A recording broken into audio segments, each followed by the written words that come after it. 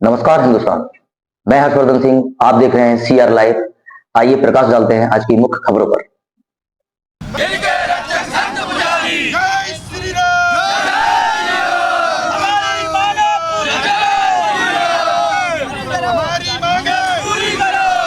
ग्वालियर में आज लड्डू गोपाल और ठाकुर जी महाराज धरने पर बैठ गए। जी हां, ग्वालियर कलेक्ट्रेट के बाहर आज लड्डू गोपाल और अयोध्यापति ठाकुर जी धरने पर बैठे नजर आए।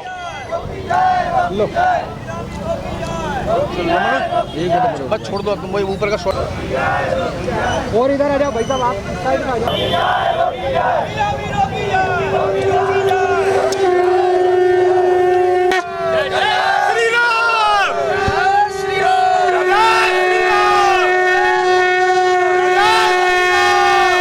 श्री पंच दसना मावना अखाड़े से महंत ब्रजेशपुरी, अखिल भारतीय हिंदू सुख समिति का वाइस प्रेसिडेंट। ये प्रशासन नीलाम कर रहा है। हमारे ठाकुर जी हमारे साथ में आए हुए हैं, उनकी ज़मीन का अतिक्रमण किया जा रहा है, नीलाम किया जा रहा है। इस विषय पे हम लोग ने सब मठ मंदिरों के पुजारी, महंत, संत, महापुरुष सभी पूरे चंबल संभाग के जहाँ उपस्थित हुए हैं, हम लोग सब ठाकुर जी के साथ में आए हुए हैं। क्या मांग है? हमारी मांग जो है हमारी सदियों से परंपरागत से चली आ रही है।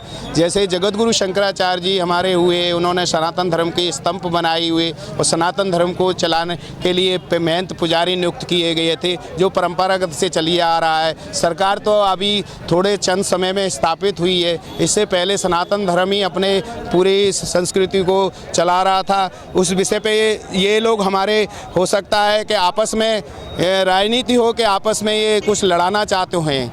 हिंदू संस्कृति के विषय में हो सकता है कि आपस में एक दूसरे को लड़ाने की राजनीति हो। क्यों कराया जा रहा है?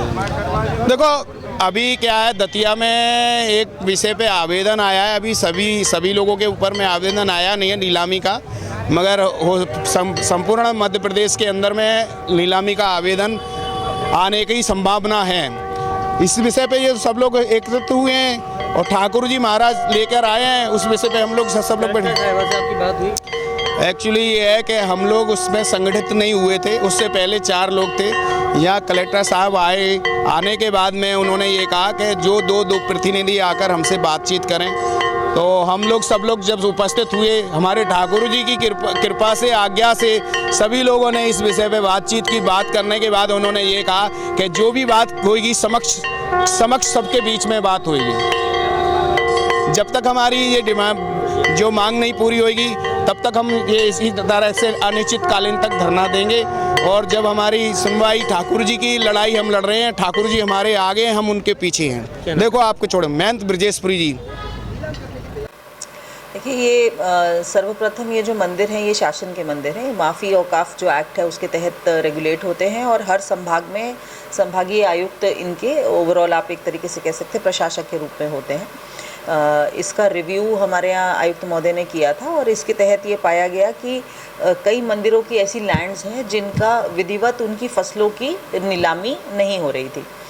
इसका जो क्राइटेरिया होता है बड़ा ही स्पष्ट है और कई सालों से है कि जो भी हमारे मंदिर के पुजारी हैं उनको 4 हेक्टेयर की लैंड तक, यानी लगभग 20 बीघा लैंड तक अपने परिवार के लिए उससे वो खेती कर सकते हैं, उससे फसल ले सकते हैं और उसको अपने उपभोग के लिए कम्प्लीटली यूज़ कर सकते हैं। उसके अतिरिक्त अगर लैंड होती है तो उस पर फसल के रूप में उसको नीलाम किया जाता है और फसल से होने वाली आय को मंदिर का जो खाता होता है, जो पुजारी और तहसीलदार के संयुक्त हस्ताक्षर से ऑपरेट होता है, उसमें जमा कराया जाता है। और इस राशि से कहीं ना कहीं उस मंदिर का भी जीर्णोद्धार होता है, वहाँ आने जाने वाले लोगों के लिए सुविधाएं डेवलप होती हैं। तो एक अच्छा इनिशिएटिव है और ये शासन के नियम अनुरूप ही किया जा रहा है। आज जो पुजारी कुछ लोग आए हुए थे, उनका ऐसा कहना था कि उनको ऐसा संज्ञान में है विषय कि उनके किसी निजी मंदिर को भी इस लिस्ट में लिया गया है। तो इसको हम लोग उन लोगों से आग्रह किया है कि वो लिखित में अपना जो उनका कंटेंशन है वो हमें उपलब्ध कराए और उसको निश्चित रूप से हम लोग जांच कर लेंगे।